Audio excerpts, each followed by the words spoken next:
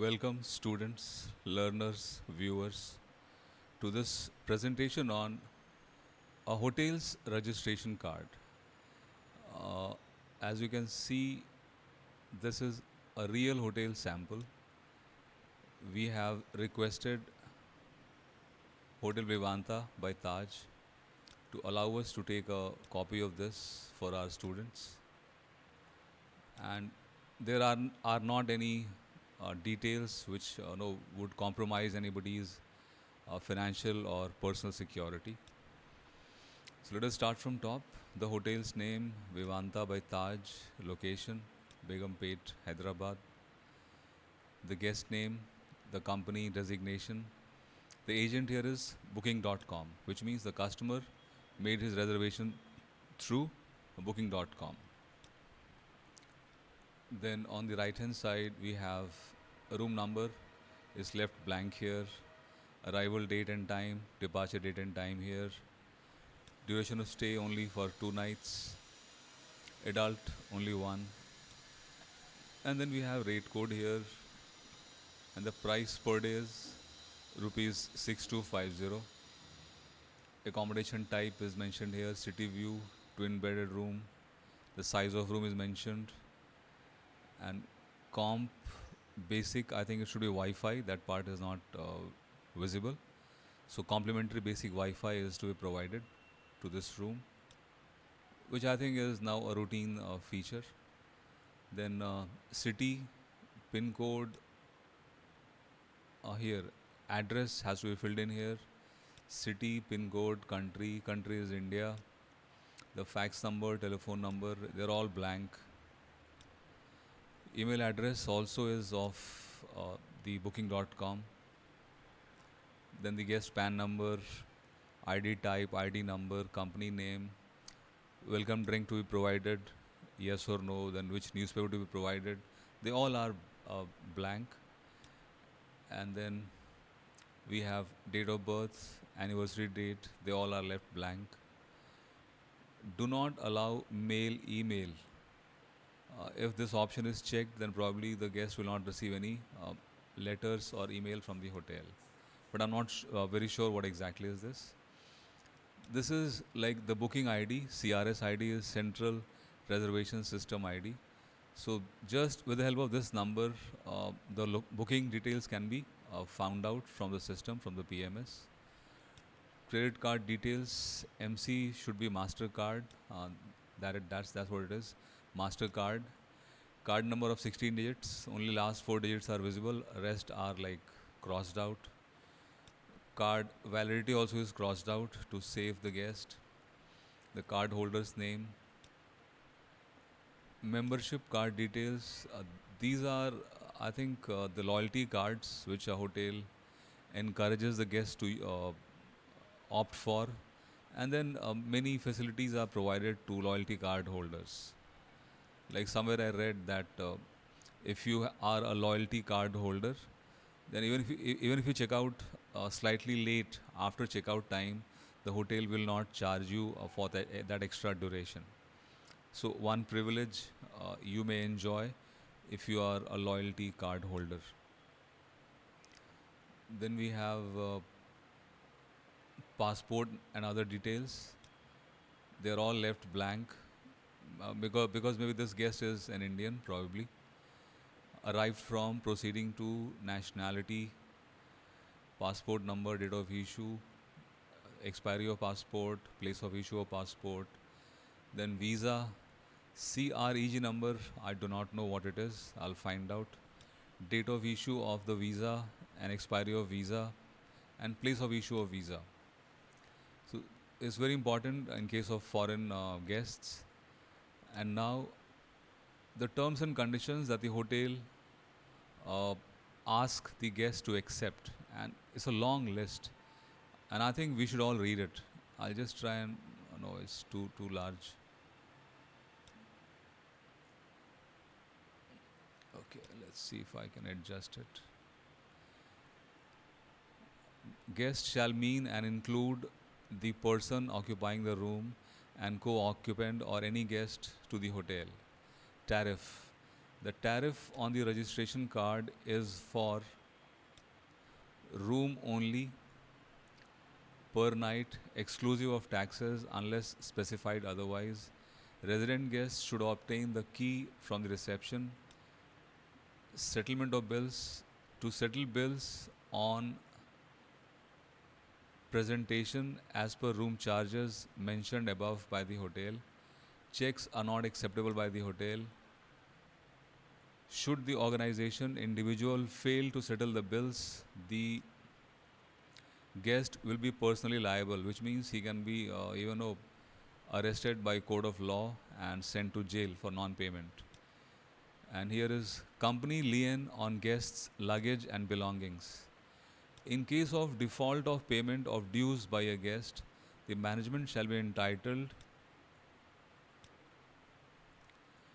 to, excuse me, to a lien on the luggage and belongings and to detain the same and to sell or auction such property at any time after the date of departure without reference to the guest, and appropriate the net sales proceeds, which means the hotel will keep all the income from this auction of the guest luggage belongings towards the amount due by the guest. Departure. Checkout time is 12 noon. If a guest wishes to avail late checkout, the same can be extended up to 1800 hours, which is 6 p.m., with 25% room charges, and up to 21 hours, which is 9 p.m., at 50% charges. And beyond 9 p.m., I think it will be full charges. Guest belongings. Guests are requested to lock the doors of their rooms when going out or when going to bed and not leave the key in the key slot. The company will not, in any way whatsoever, be responsible for the loss of guests' goods and any other property not entrusted to the management.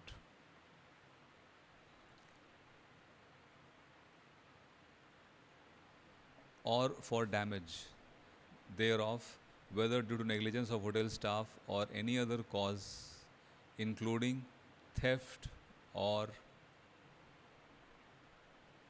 pilferage. For convenience of guests, electronic safe are available. The guest, to ensure the safety of any valuables brought inside the room, as hotel shall not be responsible for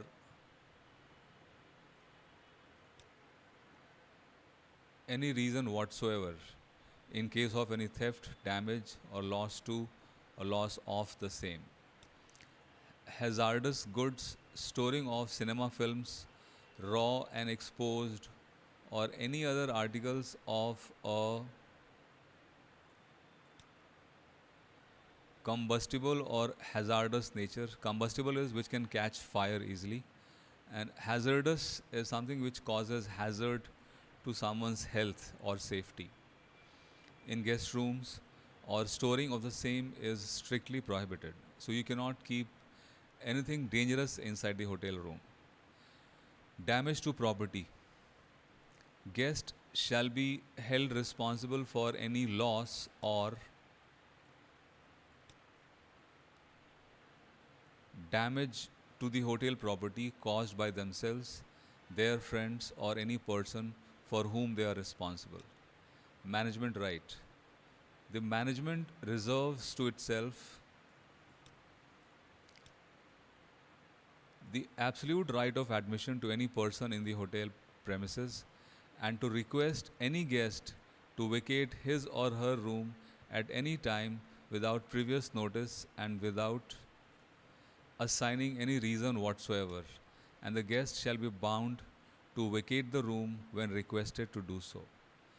In default, management shall be entitled to remove the luggage of the guest from the room occupied by him or her and lock the room at guest's risk and consequences.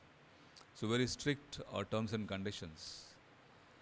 Relation between company and guests. Nothing herein above shall constitute or be deemed to constitute any tenancy or subtenancy, which means the hotel guests cannot think of themselves as like tenants, and hotel is not to be thought of as a landlord.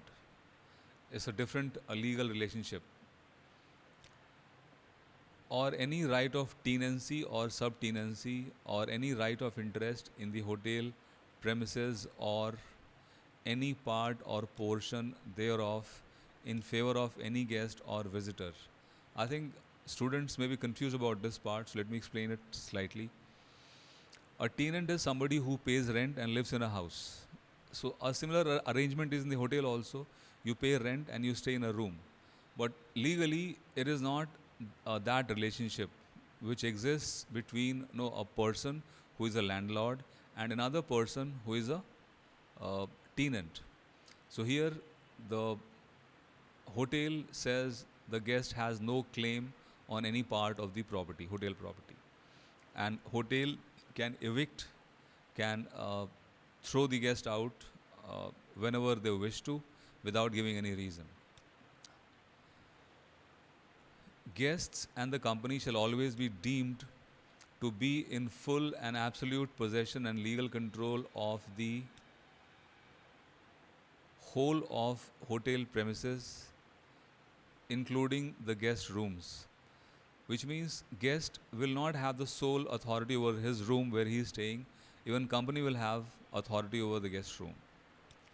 Then liability of the hotel. The liability of the hotel arising out of the stay of the guest shall be limited to a sum not exceeding to a maximum amount payable by the guest to the hotel on account of his or her stay bill, which means even if the guest claims any damages, the hotel is saying that the ceiling, the highest amount that the hotel will pay is the total amount which the guest would have paid to the hotel for their stay, which includes the room rent plus taxes.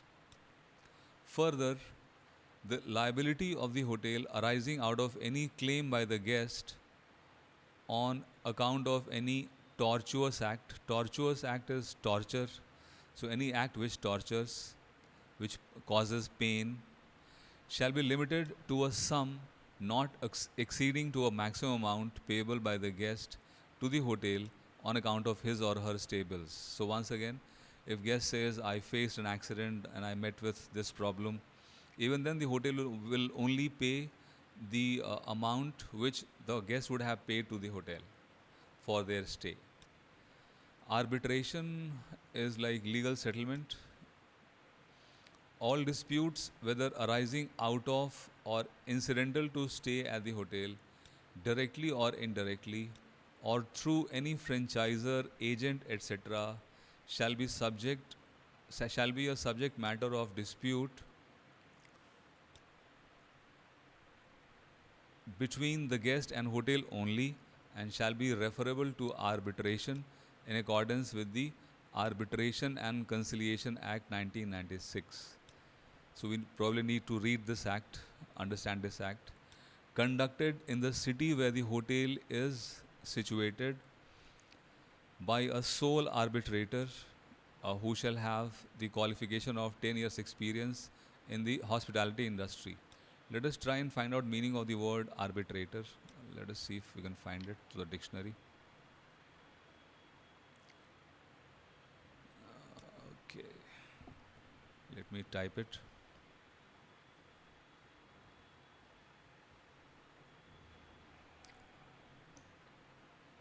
Arbitrator. I'll just zoom it for you so that you can see it clearly.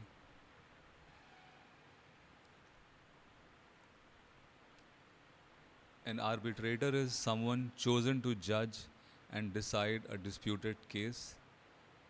That's it. So it's a legal matter, legal judge.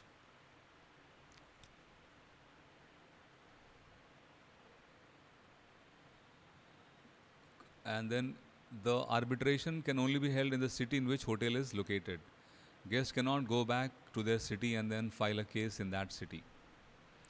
Then, starting from where I left, sole arbitrator who shall have the qualification of 10 years experience in the hospitality industry and be duly appointed by the Indian Council for Arbitration. All disputes between the guest and the hotel shall be governed by Indian laws, and only courts in India where the hotel is situated shall have the jurisdiction.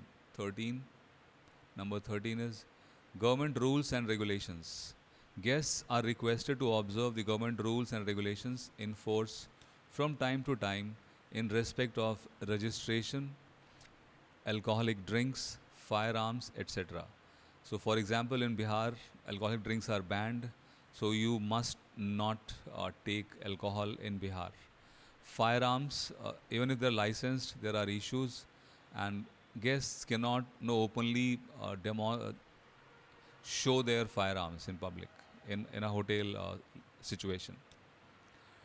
Then number 14 about credit card authorization. The hotel reserves the right to obtain an authorization on your credit card, which is like we can block the amount in advance. Amendment rules, the management reserves to itself the right to add to or amend any of the above terms, conditions and rules, which means even if we give this document to the guest, the management can always change the terms and conditions without giving any notice to the guest. So it is possible that during the guest stay, these rules may have been changed. Number 16, no professional photography is allowed in the hotel premises. And number 17, visitors are not permitted in the guest rooms.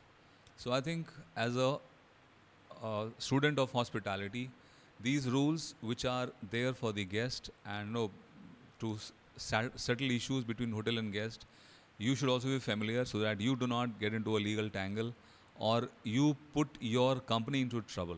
That is why I read the entire stuff for you so that there was no confusion. If any of these terms you found confusing, you can please ask through the comment of this video. This is to be signed by 3 people. The guest will sign it here, duty manager will sign here, and front office, I think this will not be manager, this will be the associate or the receptionist. Then the address, the website, the telephone number, the email address. So that is all in this presentation on guest registration card used by hotels. Thank you very much. I hope this video was useful. Keep watching, keep learning, and also give me feedback about the videos. If something is not working, I need to know so that I can work and improve. Have a wonderful day and have a great career.